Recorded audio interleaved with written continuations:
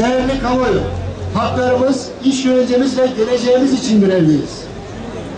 AKP'nin tek başına iktidara geldiği 2002 yılından bu yana çalışma yaşamında hayata geçirdiği bütün uygulamalar en temel haklarımızı gasp etmeyi, güvencelerimizi adım adım elimizden almayı hedeflemiştir. Kamu emekçilerinin iş güvencelerinin tartışılmaya başlandığı, esnek çalışma, performans değerlendirmesi ve angarya çalışma uygulamalarının dayatıldığı, rotasyon ya da sürgün tehditleriyle karşı karşıya olduğumuz bir süreçte grevimizi gerçekleştiriyoruz.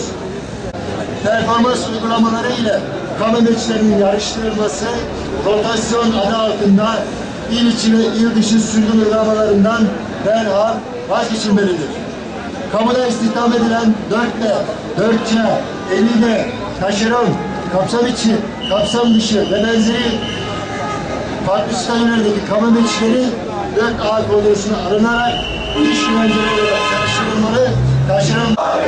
Bugün bu meydanda olduğu gibi bugün ülkemizin her yerinde kamu çalışanları meydanlara indiler arkadaşlar.